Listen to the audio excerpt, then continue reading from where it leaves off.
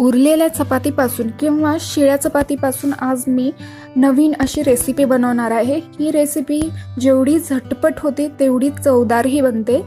चला तर मग रेसिपीला सुरुवात करूया।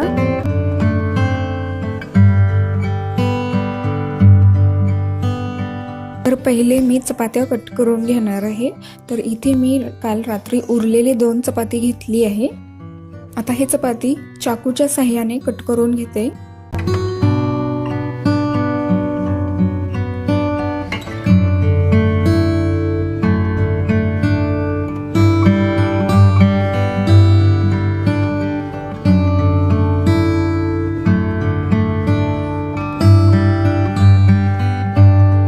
तर इथे मी सेम साइज आणि स्क्वेअर शेप मध्ये चपातीचे तुकडे करून घेतले आहे।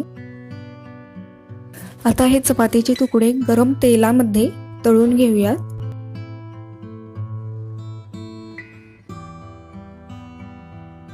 कढईमध्ये मावेल तेवढे तुकडे गरम तेलामध्ये सोडून 1 मिनिट मीडियम फ्लेम वरती तळून घ्यायचं आहे।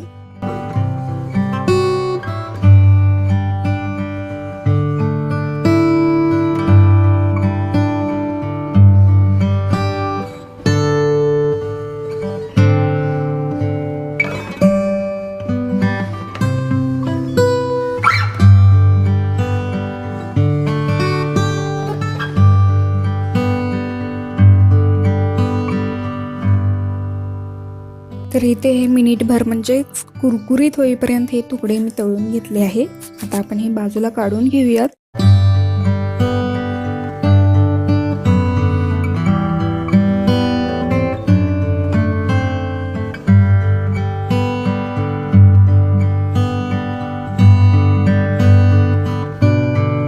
अशाच प्रकारे सर्व चपातीचे तुकडे तळून घेऊयात।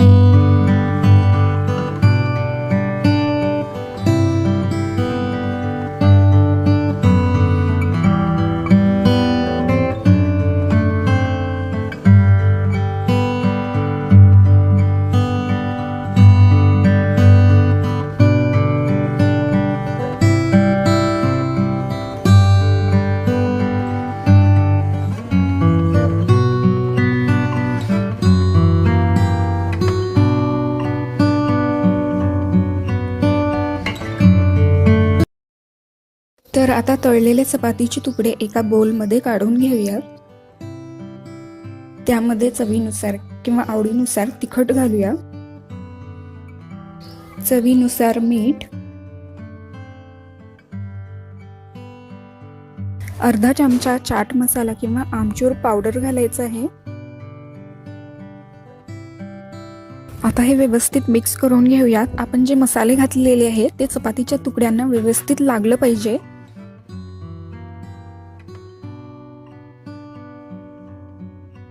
तर इथे हे व्यवस्थित मिक्स करून झालेलं आहे। आता यामध्ये बाकीचे इन्ग्रेडियंट्स घालूयात।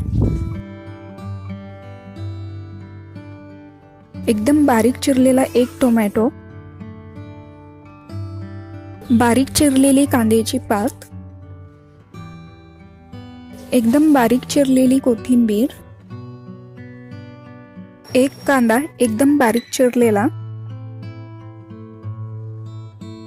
आता हे व्यवस्थित मिक्स करून घेऊयात।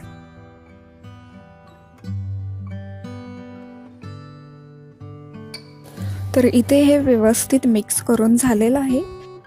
तर अशा प्रकारे शिळ्या चपातीपासून चवदार आणि झटपट होणारी रेसिपी तयार आहे।